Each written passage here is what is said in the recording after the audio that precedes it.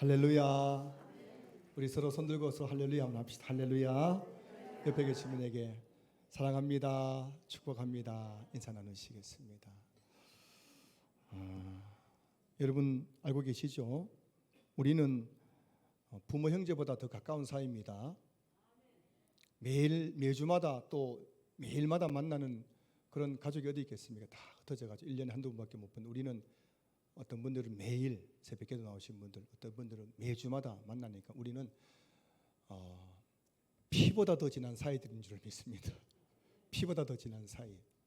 그래서 우리 모든 성도님들이 주일 교회에 나와서 하나님 앞에 경배를 드리시고 또 옆으로 성도들 간의 아름다운 교제를 통해서 여러분의 삶이 정말 주님 주신 그 풍성함을 누릴 수 있었으면 좋겠어요.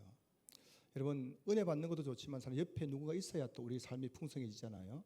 그래서 우리 두 가지입니다. 위로는 하나님과의 관계, 옆으로는 사람과 관계입니다. 그래서 여러분들이 주일 교회에 나와서 성도들 간의 풍성한 교제를 통해서 또 예배를 통해서 하나님으로부터 풍성한 은혜를 받고 옆으로 성도들과의 교제를 통해서 풍성한 은혜를 받아서 여러분의 삶이 점점 더 풍성해지는 삶이 될 수 있기를 주님의 이름으로 축복합니다.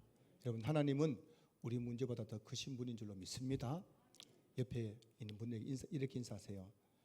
하나님은 당신의 문제보다 더 크신 분이십니다. 여러분 하나님이 더 크십니다. 문제 바라보지 마시고 그 문제 한복판에서 하나님 바라보십시오. 반드시 여러분의 그 문제는 간증으로 바뀌게 될 줄로 믿습니다.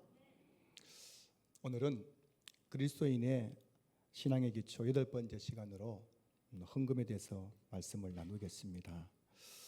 어떤 의사가 있습니다. 이 의사는 사람이 조금 유약해가지고 환자들이 싫어할 만한 말은 절대 하지 못해요.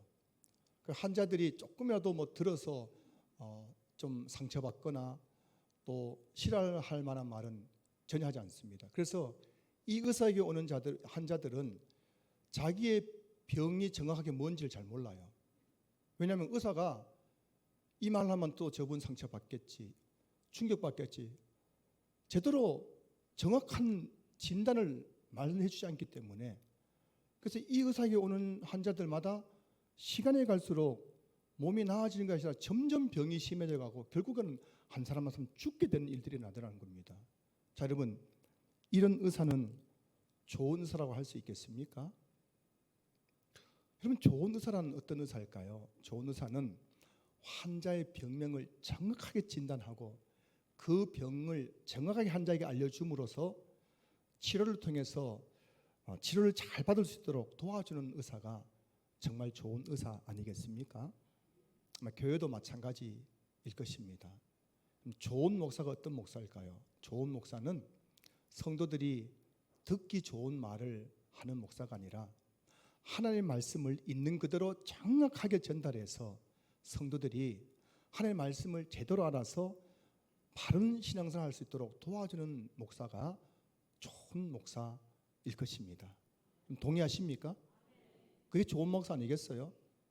맨날 그냥 성도들 이런 말 하면 듣기 싫겠지, 이런 말 안 좋아하겠지, 이런 말 하면 시험 들겠지, 이런 말 하면 교회 떠나겠지. 그래가지고 듣기 좋은 말만 한다면 성도님들이 자신의 영적인 정확한 상태를 파악하지 못하고 가면 갈수록 영적으로 병들게 되지 않겠습니까? 오늘날 한국 교회 강단에서 회개, 지옥, 헌금 설교가 사라졌다고 합니다. 여러분 유튜브 설교를 들어보세요. 대형 교회 치고 회개 설교하는 교회 있습니까? 지옥 설교하는 그런 교회 봤습니까? 헌금 설교하는 교회 봤습니까? 그런 게 거의 없습니다. 늘 그냥 강남에 있는 어느 교회는 매뉴얼로 정해졌대요. 강남에 있는 부자들이 모인 교회, 대형 교회죠. 그 교회에는 부자들이 많은데 그 부자들이 어떻게 돈 벌었는지는 여러분도 대충 진단할 것입니다. 정당한 방법으로 부자 된 사람이 많지가 않아요. 그러니 그런 사람들 앞에서 여러분 회개하십시오 하면은 듣기 싫거든요. 아예 그냥 교회에서 회개 설교하지 마라 정해놓은 겁니다. 이게 한국교회 강단이에요. 장차 우리 예수님 재림하시고 이 세상을 심판하실 때 주님의 심판대 앞에서 수많은 한국의 성도들이 억울하다고 부르짖을 모습이 눈에 보입니다. 하나님, 저는 억울합니다. 저는 신한교회 30년 40년 다녔지만 한 번도 목사님이 내가 잘못할 때 회개라고 말하지 않았습니다. 한 번도 죽고 나서 지옥이 있다는 것을 설교하면서 가족 전도란 말을 한 적이 없습니다. 한 번도 목사님이 나에게 하나님 앞에 예물 드린 것은 성도에 반드시 해야 될 일이라는 것을 말해주지 않았습니다. 만약 제가 그 말 들었더라면 이렇게 엉터리 같은 신앙생활을 하다가 주님 앞에 서지 않았을 것입니다. 그렇게 하나님 앞에 막 억울하다고 소리칠 사람들이 한두 사람이겠습니까? 저는 지난 8년 동안 주일 강단에서 헌금에 대한 설교를 하지 않았어요. 왜냐하면 여러분들 듣기 싫어하기 때문에. 여러분 헌금 설교하면 또 저 목사님 헌금 내라고 하거나 헌금 강요한다고 그렇게 생각할까 봐 제가 유약해가지고 주일 예배 때는 헌금 설교를 한 번도 한 적이 없습니다.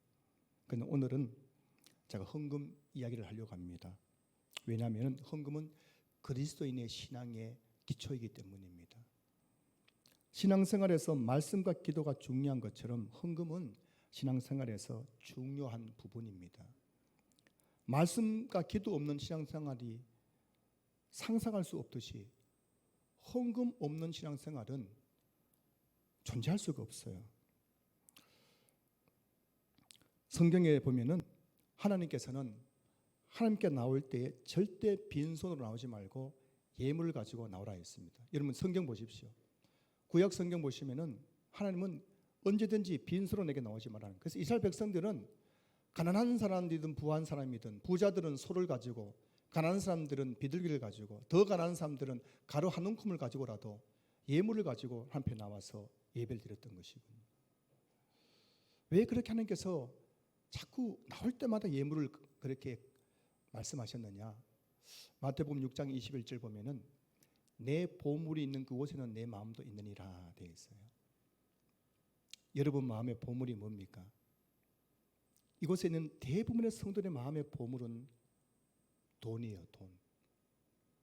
그럼 돈보다 더 여러분 마음의 보물은 없을 것입니다. 돈은 사랑과 감사의 표현을 위한 가장 중요한 수단인 거예요.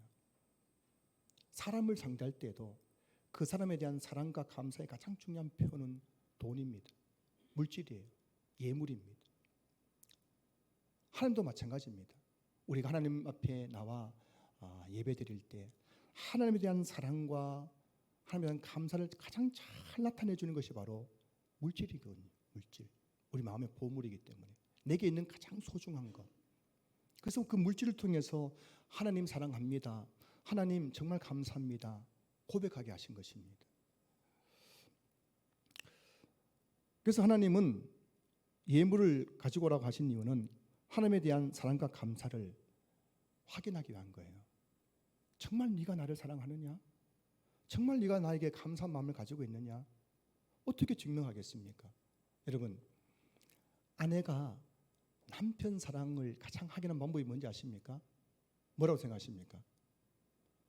남편이 장미꽃 100송이 사가지고 다 여보 사랑해 하면 뭐라 돈이 어디서 이거 사왔어 하면 집어 던져버리니까 왜 이거 사왔냐고 돈 아깝고는 아내를 위해서 정말 백화점 좋은 화장품을 사왔는데 나 이 화장품 안 써! 하면서 집어 던져버려.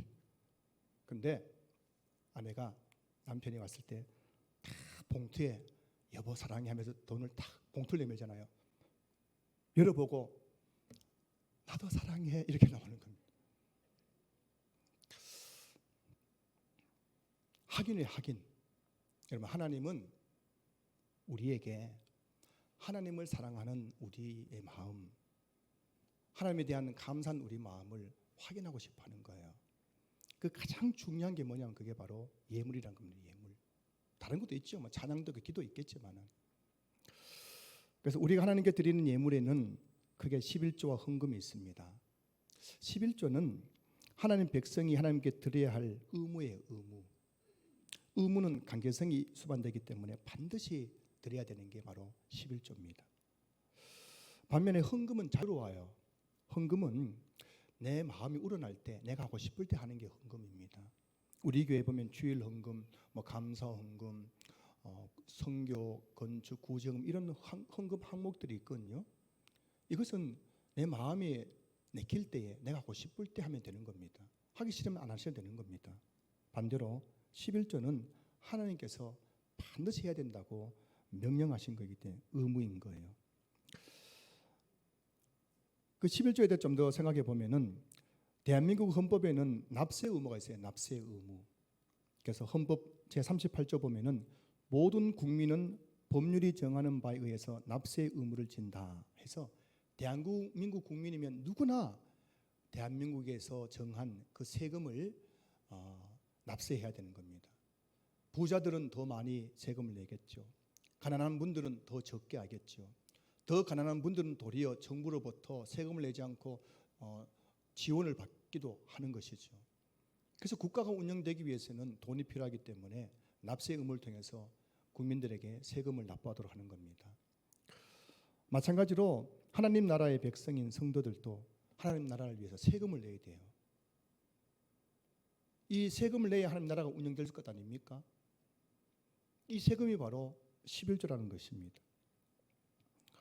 그래서 하나님은 11조를 명령하신 거예요. 신명기 14장 22절 너는 마땅히 매년 토지소산의 11조를 드릴 것이며. 자 여러분, 헌법이 상위법입니까? 하나님 말씀이 상위법입니까? 우리에게 헌법이 상위예요? 하나님 말씀이 상위입니까? 헌법 위에 하나님 말씀이 있는 거 믿으시죠? 여러분 헌법에서 납세 의무를 정했기 때문에 여러분 세금 내야 안 내요? 그 헌법보다 상위는 하나님 법으로 하나님의 말씀인 법에서 너는 매년 마땅히 매년 토지소산 11조를 드리라고 말씀하고 있으니 우리가 드려야 돼요, 안 드려야 돼요? 그게 맞아요, 안 맞아요? 맞는 것입니다. 왜냐하면 하나님 나라가 운영되기 위해서는 물질이 필요하기 때문입니다. 하나님은 11조를 통해 성막을 또 섬기는 제사장과 레위인의 생활비를 보장해 주셨고, 또 성막은 기구들이 있는데 그것이 고장나거나 깨지거나 하면 다시 그것도 수리해야 될 거 아닙니까? 그 성막을 관리하고 유지하는 비용, 그리고 성도들이 성막에 들어와서 교제할 때 필요한 비용들, 그리고 가난한 자를 구제하기 위해서 필요한 비용들을 이 11조를 통해서 충당하도록 하셨다는 것입니다.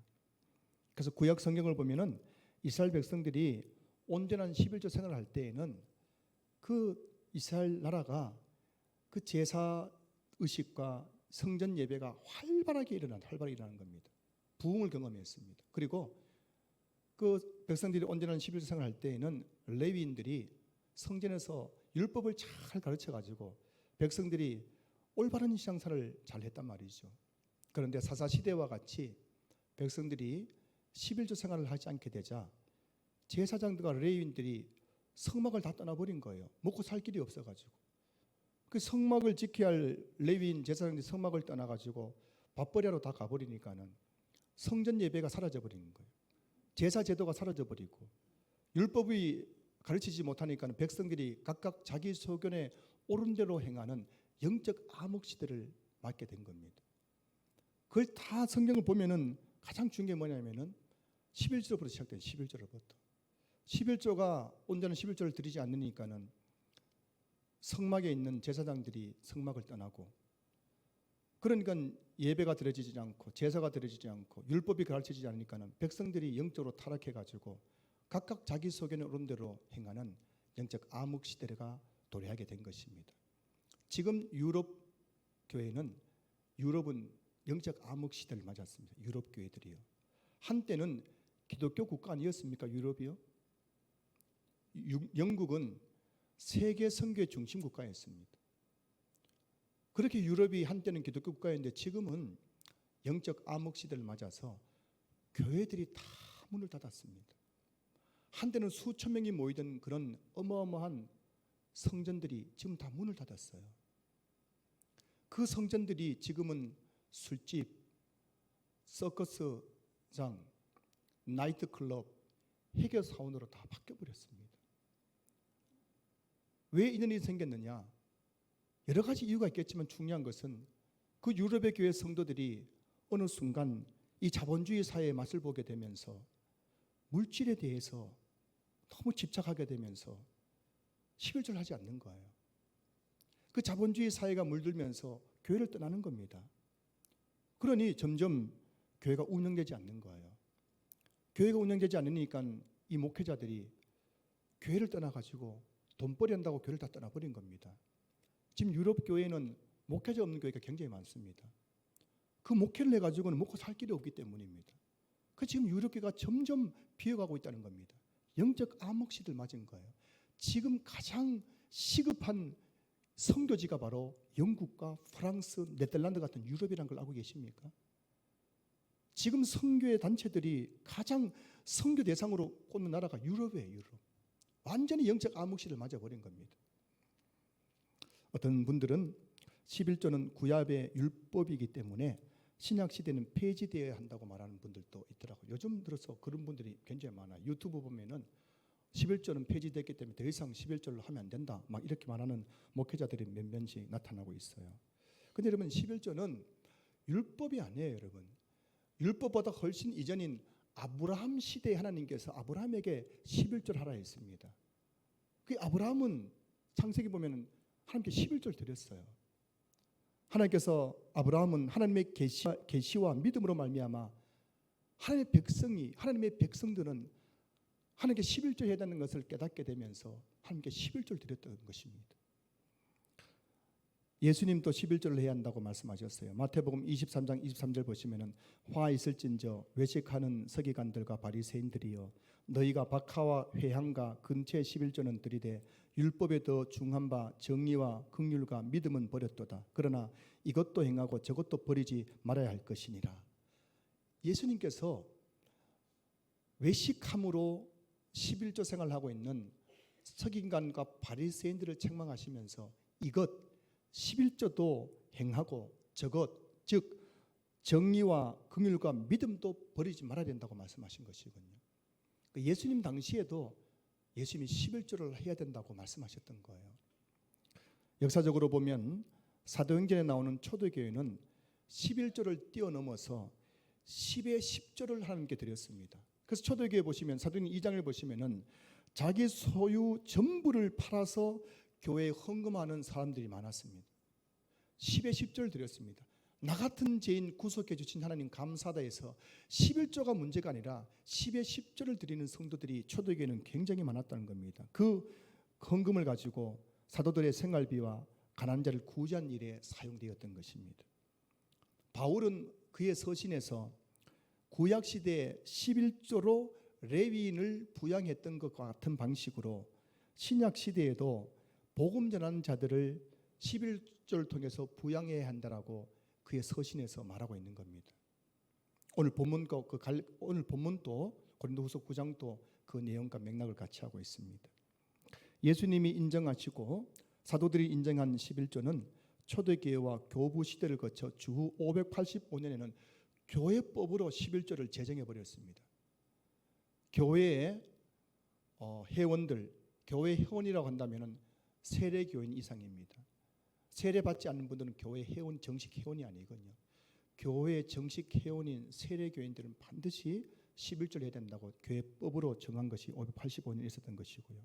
이레니우스, 암브로스, 어거스틴 같은 위대한 교부들도 하나같이 11조를 하나님에 대한 의무로 규정했습니다. 이게 여러분 중세를 거쳐서 종교개혁 시대에도 11조가 시행되었는데 마틴 루터는 11조의 폐지는 도둑질이라고 말했어요. 쩌빙글이라는 이 종교개혁자는 11조의 정당성을 주장하면서 그 11조를 통해서 설교자의 생계와 빈민 구제를 해야 된다고 그렇게 이야기했고요. 칼빈은 우리 교단이 칼빈주의 신앙을 물려받았지 않습니까? 우리 장로교, 이 칼빈은 11조는 예배의 한 부분으로 마땅히 믿음으로 드려야 한다라고 그렇게 말했어요. 이러면 11조라는 것은 아브라함 때부터 시작되었습니다. 아브라함을 불러서 하나님 나라를 시작하신 하나님께서 하나님 나라를 시작하시면서 제일 먼저 아브라함에게 11조를 계시해 주시고 그 아브라함을 통해 11조를 하게 하셨고 그 아들 이삭과 야곱이 하나님께 11조를 드렸다는 것이죠. 그 아브라함으로부터 시작된 이 11조가 구약식 교회와 초대교회를 거쳐서 중세, 근세, 현대 교회에 이르기까지 하나님을 섬기는 신앙생활의 중요한 규범으로 지켜왔던 것입니다. 오늘 이 시대에 우리 신앙생활의 아주 중요한 규범 중에 하나가 바로 11조라는 것이죠. 11조는 모든 수입의 10분의 1을 하나님께 드리는 것입니다. 11조는 내게 주어진 재물 전부가 하나님의 것이고 나 자신도 하나님의 것이라는 신앙 고백인 겁니다. 11조는 교회에다 돈을 갖다 바치는 것이 아니라 11조는 하나님 앞에서 신앙 고백하는 거예요. 우리가 예배 시간에 봉헌의 시간이 있지 않습니까? 설교 후에 봉헌 시간에 여러분이 하나님 앞에 예물을 드릴 때 그 11조를 드리면서 하나님, 나에게는 이 모든 물질의 주인은 하나님이십니다. 그리고 나 자신도 하나님의 것입니다. 그 고백을 하면서 예물을 드리는 것이에요. 여러분, 그런 고백을 담아서 주님 앞에 예물 드리시기를 주님 축복합니다. 그런 내 신앙 고백을 담아서 예물 드릴 때 주님은 그 예물을 받으시고 기뻐하시는 겁니다.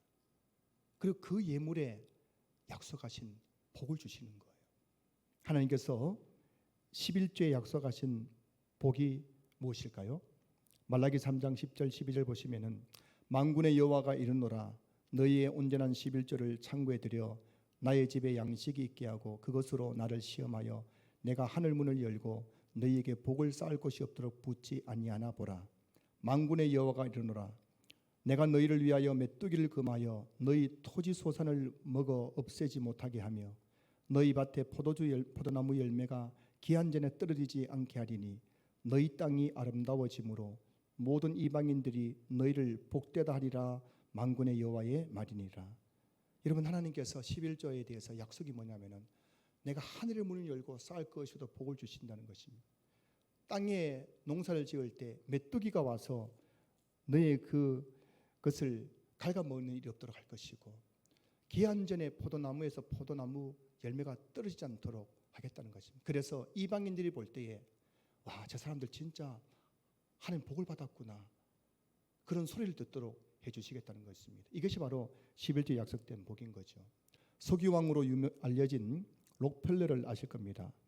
록펠러는 1881년 당시 미국에서 생산되는 석유의 95%를 독점할 정도로 엄청난 부자였죠. 그는 36살에 백만장자가 되었고 48살에 미국에서 가장 큰 회사를 경영하였고 53살에 억만장자가 되어서 세계 제일 큰 부자가 되었습니다. 그는 늘 자신이 부자가 된 비결은 11조에 있다고 간증했어요. 어느 날 기자가 물었습니다. 회장님이 세계 제일의 부자가 된 비결은 무엇입니까? 그때 록펠러가 이런 말을 했습니다. 그의 전기에 나오는 내용입니다. 나는 부모님으로부터 유산을 물려받았습니다. 나의 어머니는 가난한 농부였지만 나에게 세계 제일의 부자가 될 수밖에 없는 유산을 물려주셨습니다. 어머니가 물려주신 유산은 11조 신앙이었습니다. 내가 8살 때 어머니는 주일이면 꼭 주일학교에 가거라 말씀하시면서 일주일 용돈 20센트를 제 손에 쥐어 주었습니다. 그러면서 그 중에 2센트는 너의 것이 아니고 하나님의 것이니 하나님께 반드시 드려야 한다. 꼭 헌금해야 한다 말씀하셨습니다. 저는 그 말씀을 따라 지금까지 한 번도 어머니의 말씀을 어기지 않았습니다. 그렇게 살다 보니 내 나이 50이 되자 어느새 이렇게 큰 부자가 되어 있었습니다. 이렇게 고백한 거예요. 어머니가 물려주신 그 부자 될 수밖에 없는 유산은 바로 11조 신앙이었다는 것입니다.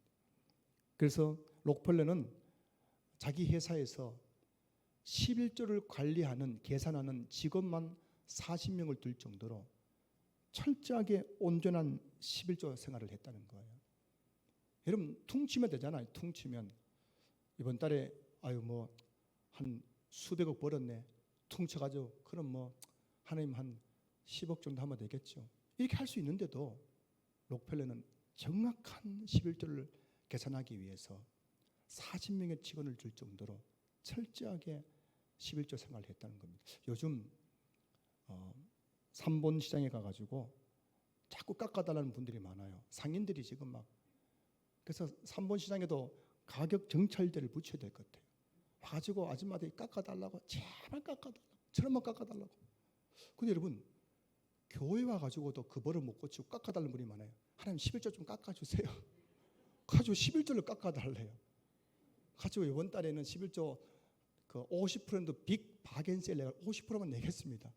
지 마음대로 막 11조 내는 사람도 있는 거예요. 사랑하는 여러분, 하나님은 11조의 복을 약속했다는 사실을 고백하시기 바랍니다. 제가 지금 여러분들 헌금 강요하는 거 아닌 거 여러분 아실 분 아실 겁니다. 제가 8년 동안 헌금 설교 안 했습니다. 주일요. 제가 부임할 때 우리 교회 진짜 어려웠거든요. 한 번도 주일 예배 시간에 헌금 설교 안 했고요. 제가 다른 교회 가가지고 돈 구걸하지 않았습니다. 어떤 목사님이 그러더라고요. 아니 헌신 예배 강사로 왔는데 교회 어려운데 왜 좀 도와달라고 말 안 하느냐고. 한 번도 돈 구걸하지 않았습니다. 여러분에게 돈 구걸하지 않았습니다. 그래서 지난 8년 동안 우리 교회에 큰 어려움 없이 빚지지 않고 여기까지 왔어요. 여러분 11조에는 하나님의 복이 약속되어 있다는 걸 아셔야 됩니다. 반대로 여러분 11조 하지 않는 걸 가리켜 하나님 뭐라 하는지 아십니까? 도둑질이라고 말씀하고 있어요. 말라기 3장 8절 9절 보십시오. 사람이 어찌 하나님의 것을 도둑질하겠느냐. 그러나 너희는 나의 것을 도둑질하고도 말하기를 우리가 어떻게 주의 것을 도둑질하였나이까 하는도다. 이는 곧 11조와 봉헌물이라. 너희 곧 온 나라가 나의 것을 도둑질하였으므로 너희가 저주를 받았느니라. 여러분 11조는 하나님의 것입니다. 그 하나님이 나의 것이라 나의 것. 여러분에게 얼마만큼의 돈인지 저는 모르지만 여러분들이 한 달 동안 버는 그 수입의 10분의 1 그것은 하나님께서 나의 것이라고 말씀하셨어요. 그래서 11조 하지 않는 것을 가리켜서 나의 것을 도둑질하는 것이라고 말씀하고 있다는 걸 오늘 말라기가 말씀하고 있잖아요. 이 말라기는 율법이기 때문에 폐지되었습니까? 지금도 말라기는 우리에게 적용되는 하나님의 말씀입니다. 8절 보십시오. 사람이 어찌 하나님의 것을 도둑질하겠느냐. 여러분 사람의 것을 도둑질해도 벌받지 않습니까? 여러분 사람의 돈 만 원만 훔쳐도 그 사람 벌받습니다. 그런데 여러분 사람이 어찌 하나님의 것을 도둑질하겠느냐. 무슨 말이에요? 하나님 것 도둑질하고 어떻게 생활할 수 있겠냐는 겁니다. 여러분 하나님께 도둑질하고도 멀쩡할 수 있겠습니까? 말라기 3장 9절 보십시오. 너희 곧 온 나라가 나의 것을 도둑질하였으므로 너희가 저주를 받았느니라. 말라기 시대에 여러분 이스라엘 백성들은 진짜 사는 게 엉망이었습니다. 엉망이었어요. 농사가 됩니까? 성전 예배가 드려집니까? 집안 꼬라지는 제대로 됩니까? 그래서 말라기는 영적 암흑 시대였던 것이군요. 모든 것이 엉망이에요. 엉망. 왜 이런 저주를 받았단 말입니까? 너희 온 나라가 나의 것을 도둑질하였기 때문이라고 말씀하고 있는 거예요. 사랑하는 성도 여러분, 우리 인생에 하나님과 관계없이 일어난 일은 절대 없습니다. 이게 하나님의 주권사상이고 하나님의 승리사상이거든요. 나에게 일어나고 있는 그 모든 일들, 내 삶의 엉망인 것 같은 그 일들 다 하나님과 관련된 거예요. 그래서 여러분들이 삶에 어떤 일이 생겼을 때 가장 먼저 점검할 것은 하나님과 관계를 점검하셔야 됩니다. 여러분 하나님과 관계 점검하지 않고 내 문제 해결한다 해보세요. 그게 여러분 거미줄처럼 점점점 내 인생을 꽝꽝 묶어가지고 꼼짝달싹 못하게 만들 것입니다. 어떤 일이 있을 때마다 가장 먼저 내가 지금 하나님과 바른 관계 속에 있는가를 점검하면요, 아무리 큰 문제도 순식간에 해결되는 은혜를 체험하게 될 줄로 믿습니다. 특별히 여러분 중에 지금 물질 고난을 받는 분이 계실 겁니다. 물질 어려움을 겪고 있고 하는 일마다 실패하고 계속해서 그 물질적인 문제 때문에 고통을 당하는 분들, 물질 고난 받는 분들이 계시다면은 무엇보다 여러분 하나님과 관계 속에서 11조에 대해서 여러분 자신을 한번 점검해 보실 수 있기를 주님으로 축복합니다. 다음으로 헌금이에요. 헌금. 헌금은 여러분 의무가 아닙니다. 헌금은 자원에서 드리는 거예요. 제가 거듭 말씀드리지만은 이런 주일 헌금, 감사 헌금, 건축, 선교, 구제 헌금은 여러분들 강요할 수 없어요. 교회가 여러분들이 하고 싶을 때 하는 겁니다. 그거 안 한다고 하나님께서 여러분들에게 뭐라 하지 않습니다. 그건 왜냐하면 오늘 본문 7절 보십시오. 각각 그 마음에 정한 대로 할 것이요 인색함으로나 억지로 하지 말지니 하나님은 즐겨내는 자를 사랑하시느니라. 각각 그 마음에 정한 대로 내 마음이 우러날 때 하는 거예요. 헌금은 여러분. 오늘 내가 주일 헌금 좀 해야겠네. 마음이 우러나올 때, 마음에 감동이 될 때 하면 되는 겁니다. 그렇게 즐겁게 낼 때 하나님께서 뭐라고요? 사랑하신다는 거예요. 여러분 헌금은 절대로 억지나 인색함을 하면 안 됩니다. 여러분 인색해지면 억지가 되고 억지가 되면 인색해지는 거예요. 이런 헌금을 하나님께서 기쁘게 받으시겠습니까? 우리의 머리털을 다 세시고 우리 마음의 중심을 깨뜨려 보는 하나님께서 여러분들이 억지로 인색하게 봉투에 넣어가지고 그것을 바들바들 떨면서 헌금에 넣는 거 그거 기쁘게 받으시겠어요? 그 헌금에 복을 주시겠습니까? 여러분의 자녀가 명절에 부모님께 용돈을 드리면서 마지못해 억지 표정을 지으면서 봉투에 3만 원, 5만 원 넣어가지고 인상 푹 쓰면서 그거 명절 용돈이라고 드리면은 여러분 그거 받아가지고 열어보고 여러분 기분 좋으시겠어요? 속으로 너무한다, 너무한다. 내가 어떨 키웠는데 명절 선물 용돈 3만 원 넣었어요. 명절 용돈 부모님에게 5만 원 넣었어요. 내가 어떻게 키웠는데 그런 마음 들지 않겠습니까? 요즘 여러분 세뱃돈으로 손주에게 10,000원을 주면요 그 손주가 뭐라는지 아십니까? 똑바로 쳐다보면서 할아버지 내가 그거 준 줄 알아? 이렇게 한대요. 요즘 여러분 돌 지난 손주 3살 4살 먹은 손주에게 10,000원 세뱃돈 주는 할아버지 없습니다. 그 세뱃돈 주려고 폐지 팔아가지고도 여러분 두툼하게 세뱃돈 준답니다. 여러분 중에도 설날에 손주에게 세뱃돈 10,000원 주는 분 안 계실 거거든요. 상성들 여러분 하나님을 거지 취급하시면 안 됩니다. 제발 하나님 거지 취급하지 마십시오. 하나님 부자입니다. 부자예요. 하나님 얼마나 부자인지 몰라요. 여러분 돈 탐나서 예물 드리려 한 게 아니에요. 여러분의 사랑과 여러분의 그 감사한 마음을 보기 위해서 예물 드리려 한 겁니다.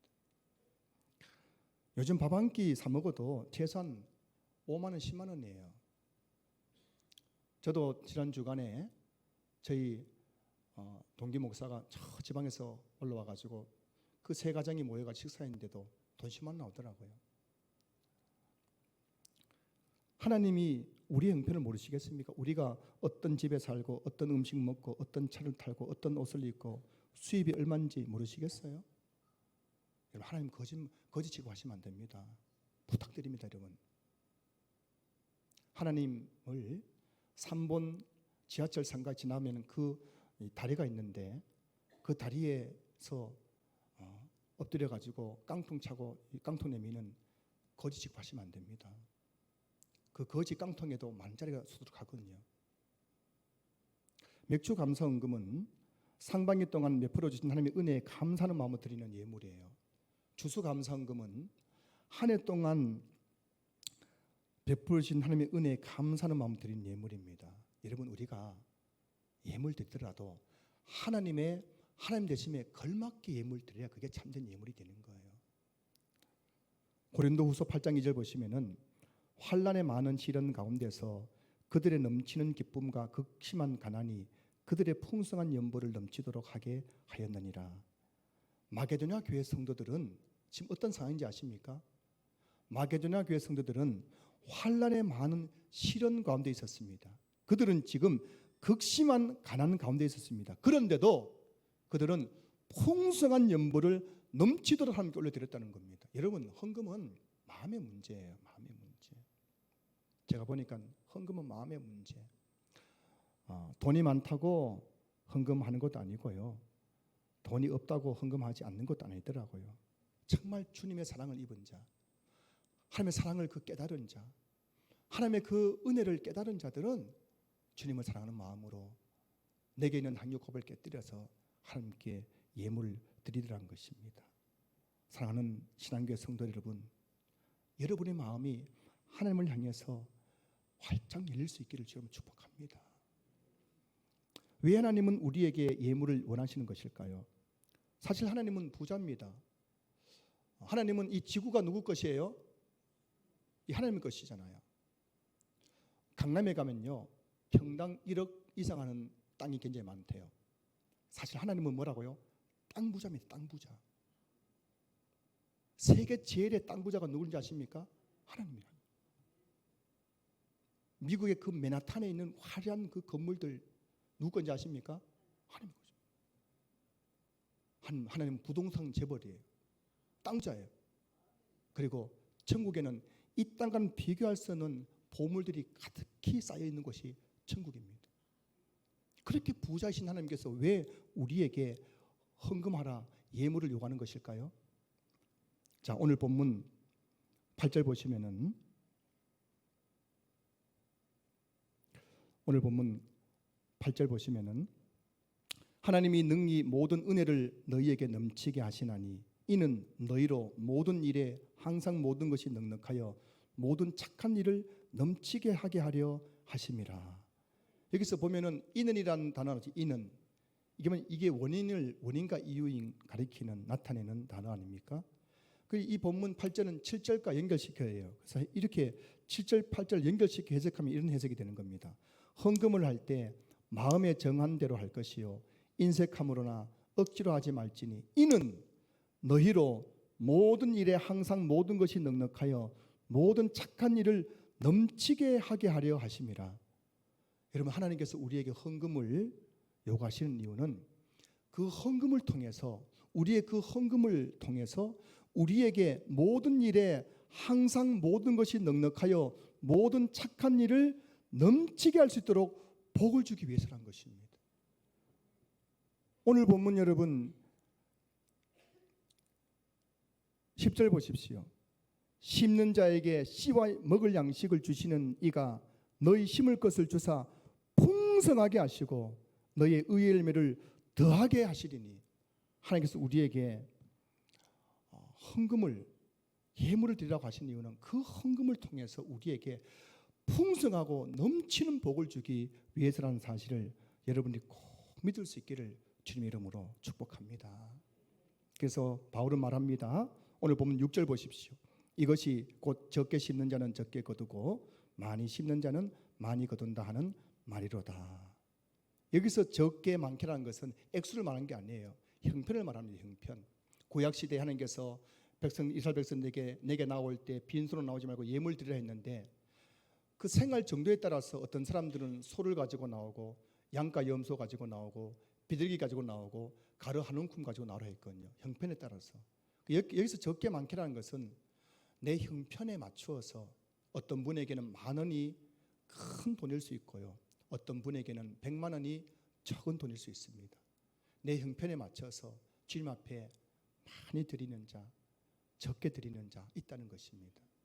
여러분들이 정말 여러분 형편에 맞춰서 주님 앞에 인색하고 억지로가 아니라 자원하는 마음으로 즐거운 마음으로 예물을 드림으로 주님이 약속하신 이 복을 받아 누리는 우리 성도들 다 될 수 있기를 주님으로 축복합니다.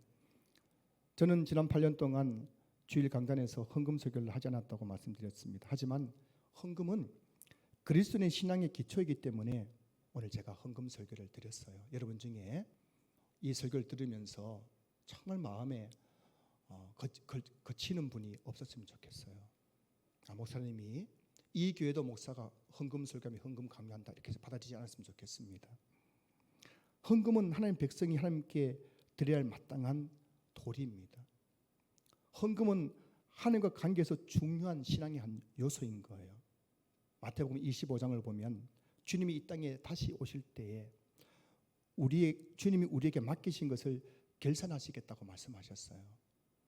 내게 있는 육체, 시간, 내게 속한 모든 것들 주님 맡기신 거거든요. 여러분 몽뚱아리라고 여러분 마음대로 쓰시면 안 됩니다. 그거 여러분 몸 아니에요. 주님이 여러분에게 맡겨주신 거예요. 여러분 시간이라고 여러분 마음대로 쓰시면 안 됩니다. 그 시간들 주님이 여러분들에게 맡기신 거예요. 고대 그 히포크라테스가 이런 말을 했죠. 당신의 오늘은 어제 죽은 자가 그토록 갈망하던 내일이었다. 여러분의 오늘이라는 이 시간들은 어제 죽어간 수많은 사람들이 그토록 그리 갈망했던 내일이었습니다. 그 오늘을 살아가고 있는 거예요. 이 시간은 주님이 우리에게 잠시 맡기신 것입니다.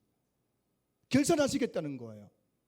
너의 인생을 어떻게 사용했는지, 너의 몸을 어떻게 사용했는지 그때 주님은 우리에게 물질과도 결산할 것입니다. 주님이 우리를 결산하실 때에 내가 너에게 맡기신 물질을 어떻게 사용했느냐 우리에게 물으실 것입니다. 사랑하는 성도 여러분, 우리는 주님과 결산할 날을 준비하며 살아가야 되는 거예요. 주님이 장차 나와 결산하실 날이 있는데 그 주님이 나와 결산하실 때 내가 주님께 뭐라고 말씀드릴까 그것을 생각하면서 우리 삶을 살아가야 된다는 것입니다. 감리교의 창시자 요한 웨슬레는 당신의 지갑이 회개하기 전까지 당신은 진정으로 회개한 것이 아니다라고 말했어요. 종교개혁자 마틴 루터는 진정한 회개는 머리의 회개와 가슴의 회개와 그리고 돈 지갑의 회개이다. 머리의 회개란 지적인 변화로 복음의 진리를 깨닫게 되는 것이요, 가슴의 회개란 사랑과 정의를 회복하는 것이요, 중요한 것은 돈 지갑의 회개이다.